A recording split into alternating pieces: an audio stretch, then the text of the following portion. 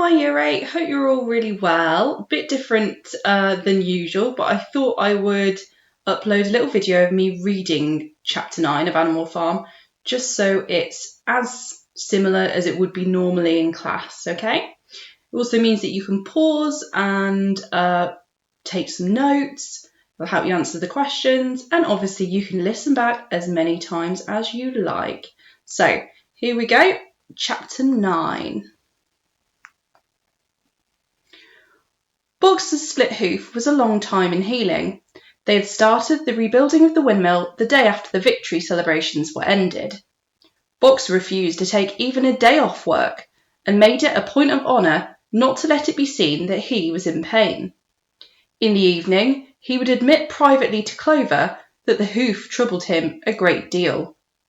Clover treated the hoof with poultices of herbs, which she prepared by chewing them, and both she and Benjamin urged Boxer to work less hard.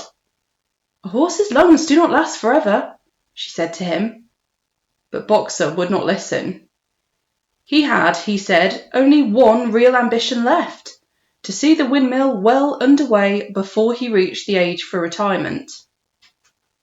At the beginning, when the laws of Animal Farm were first formulated, the retiring age had been fixed for horses and pigs at 12, for cows at 14, for dogs at 9, for sheep at 7, and for hens and geese at 5.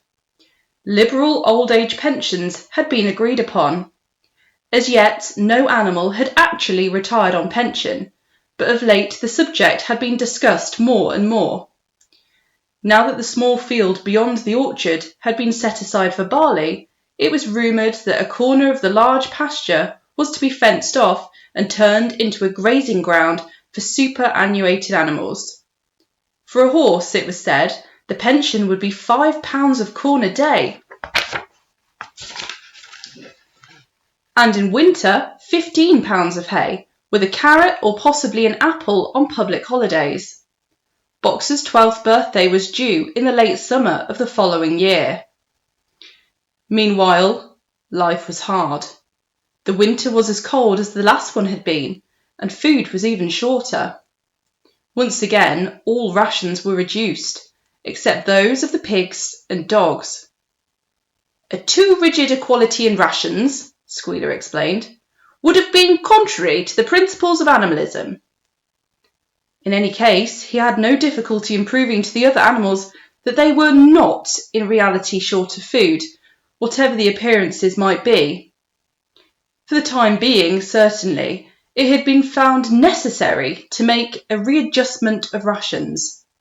Squealer always spoke of it as a readjustment, never as a reduction. But in comparison with the days of Jones, the improvement was enormous. Reading out the figures in a shrill, rapid voice, he proved to them in detail that they had more oats, more hay, more turnips than they had had in Jones's day, that they worked shorter hours, that their drinking water was of better quality, that they lived longer, that a larger proportion of their young ones survived infancy, and that they had more straw in their stalls and suffered less from fleas. The animals believed every word of it. Truth to tell, Jones and all he stood for had almost faded out of their memories.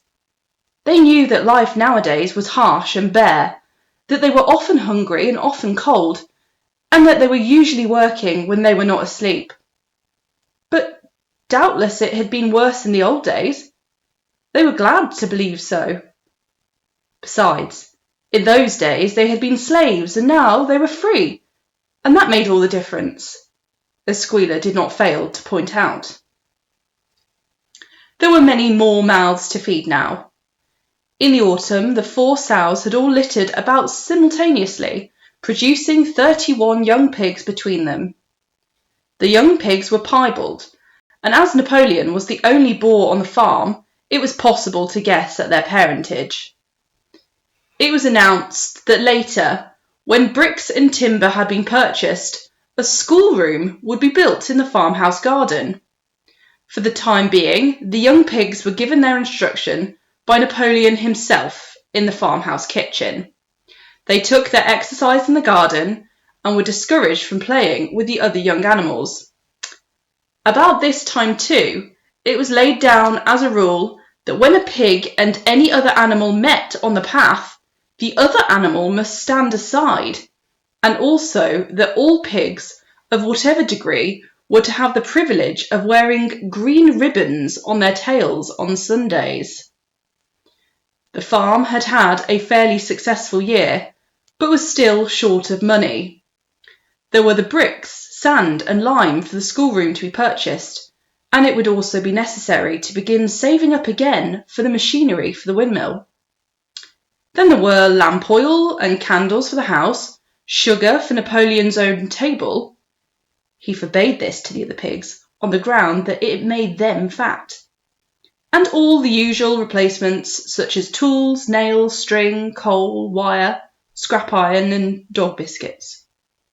A stump of hay and part of the potato crop were sold off, and the contract for eggs was increased to 600 a week, so that year the hens barely hatched enough chicks to keep their numbers at the same level.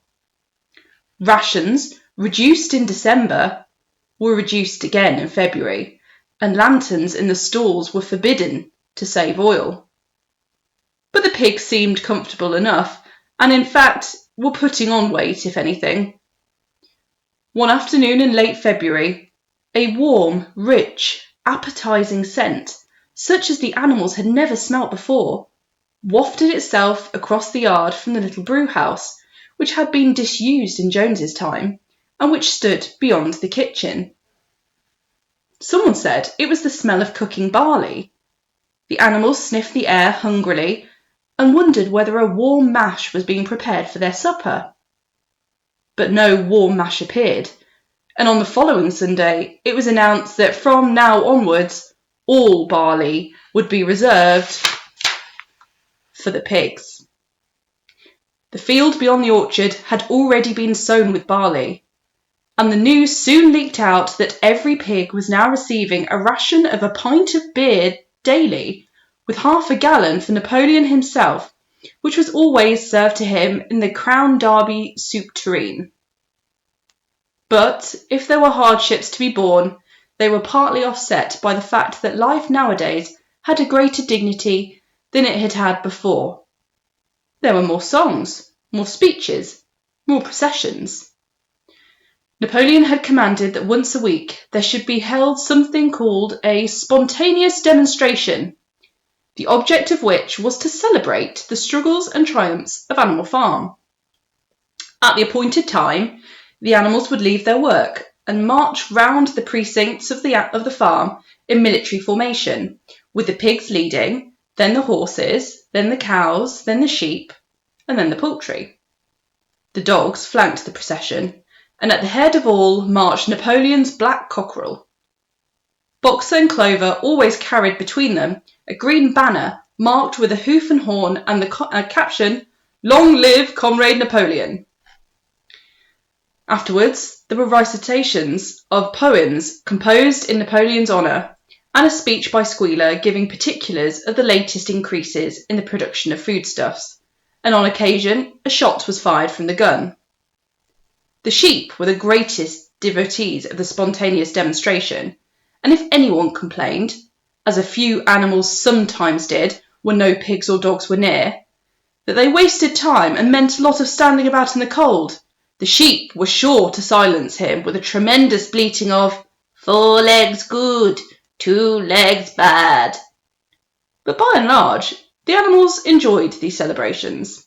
They found it comforting to be reminded that, after all, they were truly their own masters, and that the work they did was for their own benefit.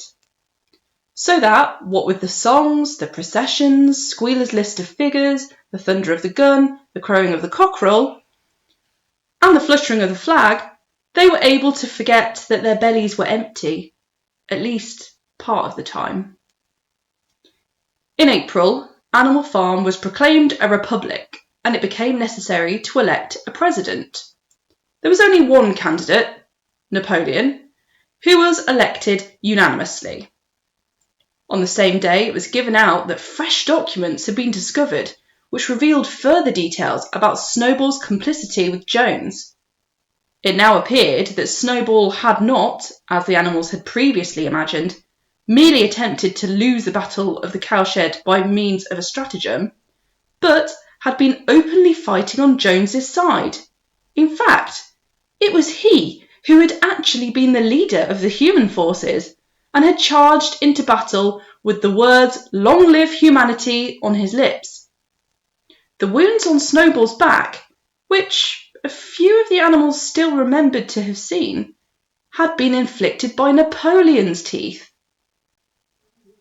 In the middle of the summer, Moses the raven suddenly reappeared on the farm after an absence of several years. He was quite unchanged, still did not work, and talked in the same strain as ever about Sugar Candy Mountain. He would perch on a stump, flap his black wings, and talk by the hour to anyone who would listen. "Up there, comrades," he would say solemnly, pointing to the sky with his large beak. "Up there, just on the other side of that dark cloud that you can see, there lies Sugar Candy Mountain, that happy country where we poor animals shall rest for ever from our labours." He even claimed to have been there on one of his higher flights, and to have seen the everlasting fields of clover and the linseed cake and lump sugar growing on the hedges. Many of the animals believed him. Their lives now, they reasoned, were hungry and laborious. Was it not right and just that a better world should exist somewhere else? A thing that was difficult to determine was the attitude of the pigs towards Moses.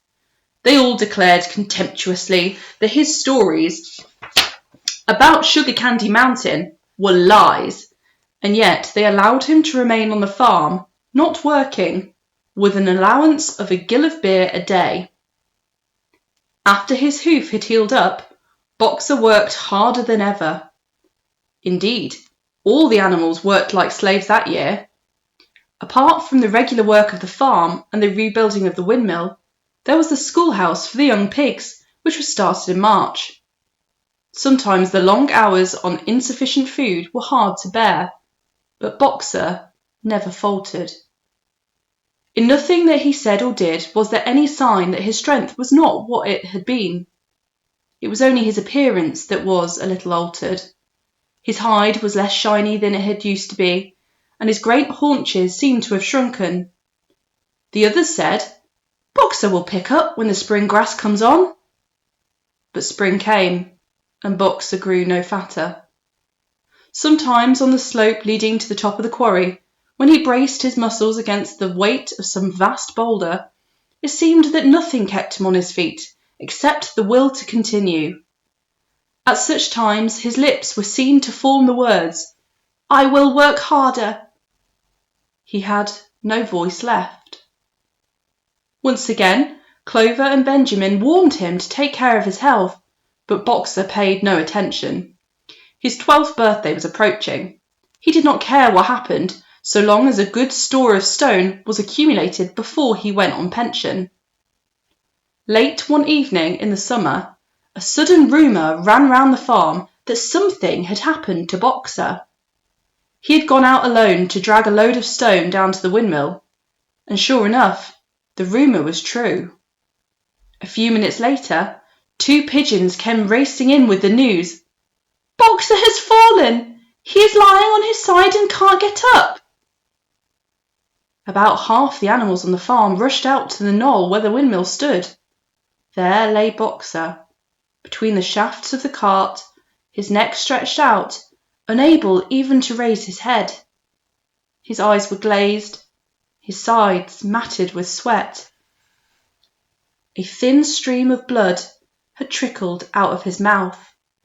Clover dropped to her knees at his side. "Boxer!" she cried. "How are you?"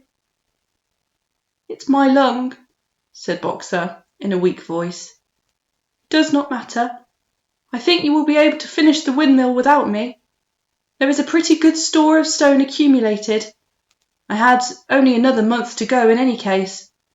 To tell you the truth, I had been looking forward to my retirement, and perhaps, as Benjamin is growing old too, they will let him retire at the same time, and be a companion to me."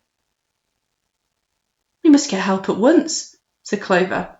"Run, somebody, and tell Squealer what has happened." All the other animals immediately raced back to the farmhouse to give Squealer the news.